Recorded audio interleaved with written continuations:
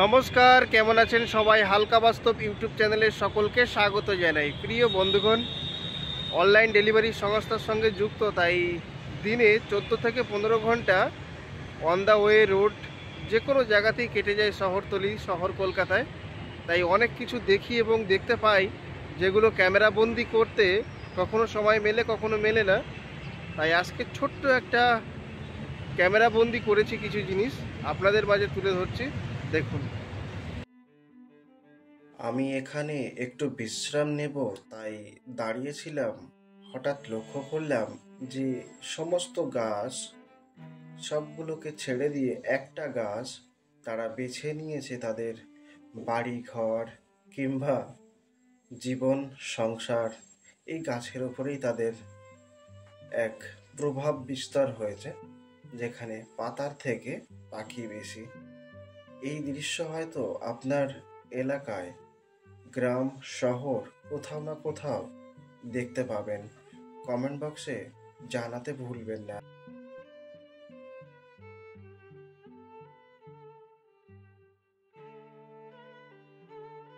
আমরা মানুষ, আমরা নিজে বাঁচতে চাই ভালোভাবে এবং ভবিষ্যৎ প্রজন্মকে বাঁচাতে চাই।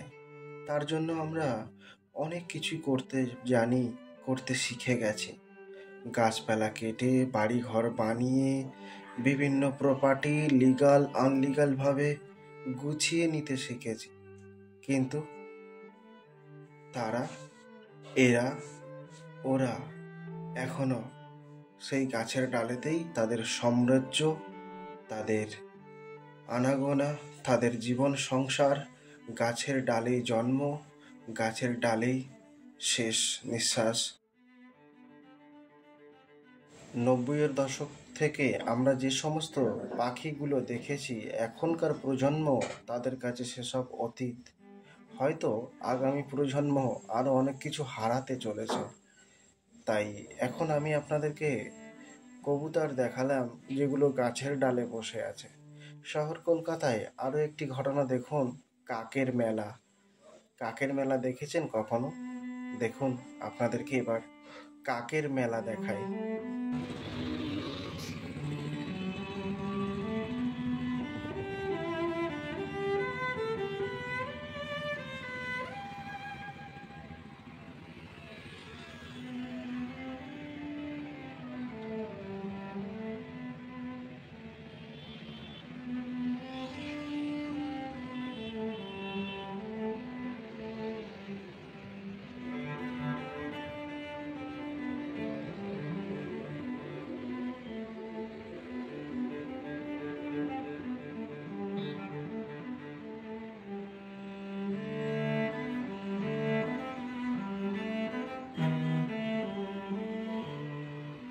সল্টলেক বাইপাস ধরে যখন আমি যাচ্ছিলাম তখন এই দৃশ্য আমার চোখে পড়ে, তাই আমি ক্যামেরাবন্দি করলাম।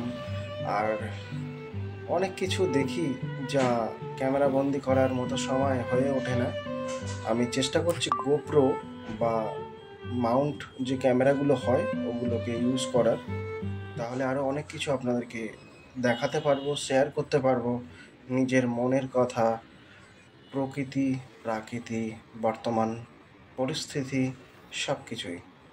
ভিডিওটি ভালো লাগলে অবশ্যই লাইক কমেন্ট ও শেয়ার করতে ভুলবেন না।